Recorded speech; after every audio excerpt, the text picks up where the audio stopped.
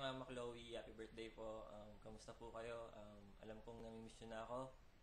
Pero, sa totoo lang, mas namimiss ko kayo. Believe me, mas namimiss ko kayo. Kasi alam niya si Mama, akala niya lang seryoso yan lagi. Pero deep inside, kalog yan, tsaka bagas at heart. Kaya nga Mama Chloe na ang tawag ngayon sa kanya. Ah, ah, pero wag ka, pag nagalit yan, matakot ka na. Joke lang. Pero, no, seriously, though pinagsasabihan ka niya pag may ginawang kasalanan or what. Pero, wag ka magagalit sa kanya kasi she's just doing that for your own good.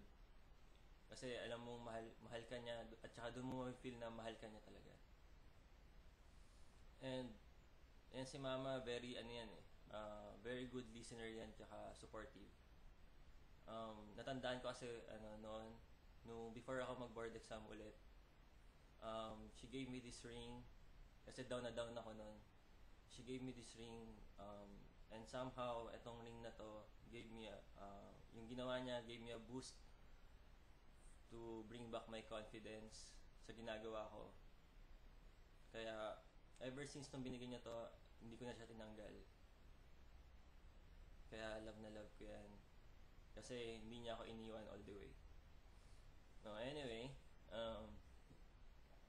sana mas maging happy ka pa ngayon now on your 80th birthday. And hopefully next year, makakawin ako dyan sa Pilipinas and makapagbingo na tayo lagi. At saka, Mama, thank you for everything talaga. Sobrang na-appreciate ko lahat ng ginagawa mo for us, for me. Till then, happy birthday. I love you. And